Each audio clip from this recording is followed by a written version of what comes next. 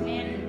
Belajar satu tema yaitu hidup baru dalam Kristus.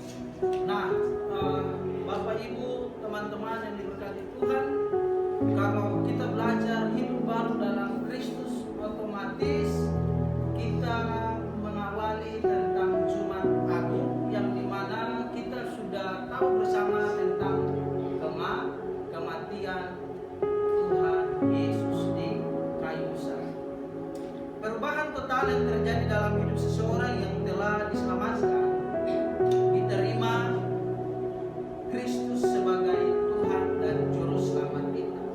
Dan di sini dalam ayat kita berpatokan di ayat yang ke-17. Coba teman-teman baca secara bersama-sama. Ayat yang ke-17, 2, 3. Jadi siapa yang ada di dalam Kristus, ia adalah ciptaan baru. Yang lama sudah berlalu, sesungguhnya yang baru sudah datang. Ini adalah hal yang kita harus renungkan bersama-sama, hal yang harus kita pelajari bersama-sama tentang kehidupan kita, yang dimana kita yang dulunya kegelapan, orang-orang yang gelap, orang-orang yang berdosa, tetapi kita dibenarkan, kita dibebaskan oleh penyaliban Tuhan Yesus di kayu salib. Teman-teman yang diberkati Tuhan, di dalam latar belakang 2 Korintus pasal yang kelima ayat yang ke-11 sampai ayat 21 ini, di sana mengajarkan tentang ada dua, tentang internal dan eksternal, tentang bagaimana latar belakang di sini mengajarkan tentang jemaat yang ada di Korintus.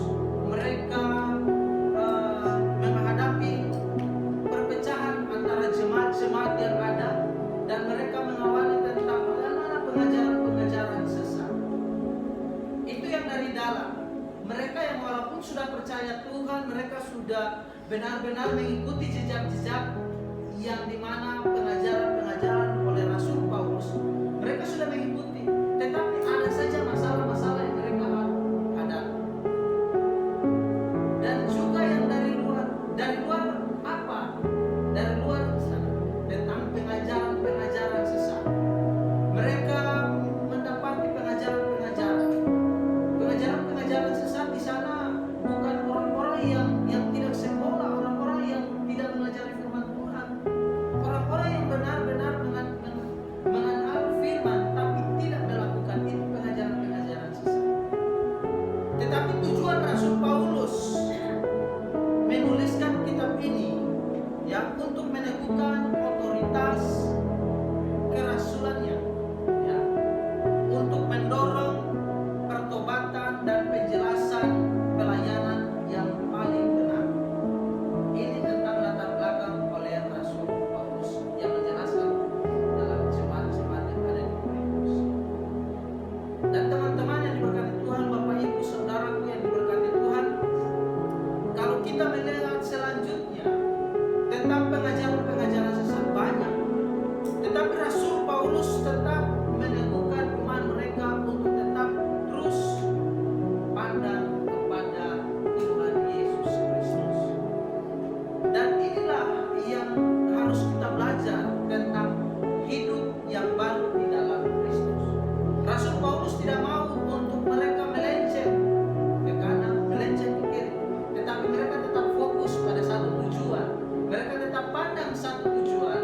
Untuk apa? Tujuannya untuk supaya mereka tetap fokus kepada Sang Juru Selamat. Di dalam kehidupan kita belajar tentang hidup yang baru, tentang di dalam Kristus. Apa yang harus kita belajar di sini? Nah, kalau kita melihat di sana, hal yang pertama di ayat yang ke-11 dikatakan, kami tahu apa artinya takut akan Tuhan. Karena itu kami berusaha meyakinkan orang, bagi Allah hati kami nyata dengan terang, dan aku harap hati kami nyata juga demikian bagi pertimbangan kami. Hal yang pertama yang kita harus belajar tentang takut akan Tuhan mendorong pelayanan.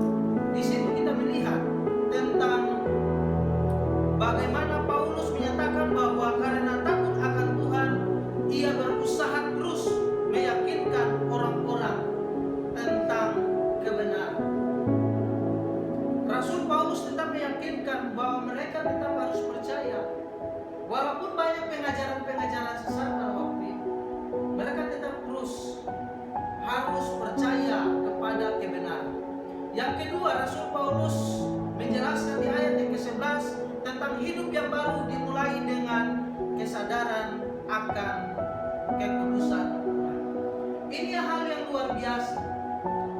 harus dipelajari, yang harus kita miliki dalam kehidupan kita tentang bagaimana hidup yang baru yang saat ini kita alami tentang namanya kematian Tuhan. Tuhan Yesus sudah menyalibkan kayu salib, itu mengajarkan kita untuk kita sudah dimerdekakan, kita sudah disalibkan dari belenggu dosa menjadi hamba kebenaran. Ini hal yang luar biasa. Makanya kita harus menjadi hidup yang baru, menjadi orang-orang yang baru, bukan orang-orang yang saya sudah ingin baru saya belajar tentang Alkitab. Tetapi bagaimana kehidupan kita sudah dimerdekakan, maka kehidupan kita, kedagingan kita, kesombongan kita, dosa yang kita lakukan setiap hari, perkataan, perbuatan, bahkan unsur-unsur pikiran-pikiran kita, bahasa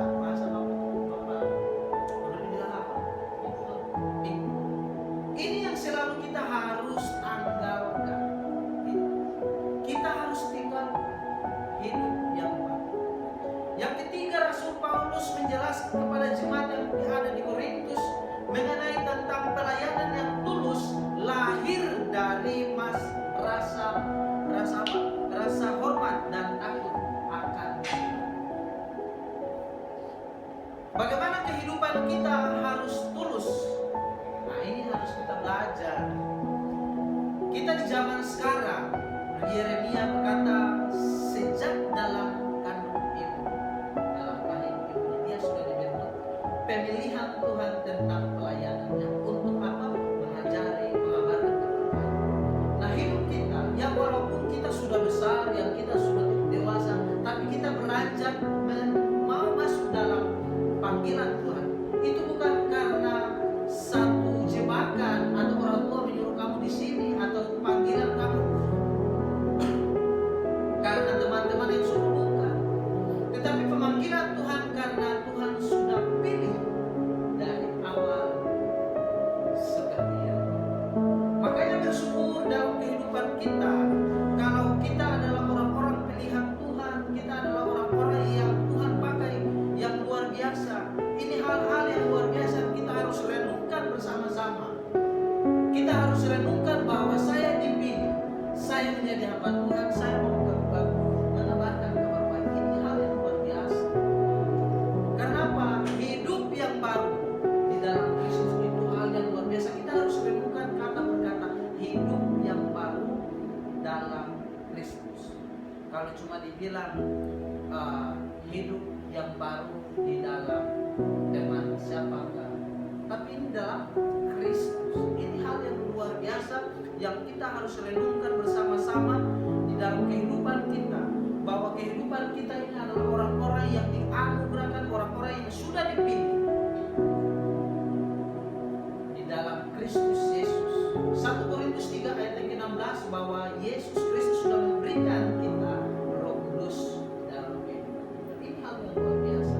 Artinya dalam penyaliban dia sudah memberikan jaminan keselamatan. Dia sudah memberikan kehidupan kita secara luar biasa, secara cuma-cuma, bukan secara cuma-cuma, bukan seperti biasa yang seperti mie instan, bukan. Tapi secara cuma-cuma ada pengorbanan yang Yesus Kristus ajarkan, Yesus Kristus kerjakan, di mana di Via Dolorosa dia harus tanggung beban itu, yang di mana dia dicambuk, di mana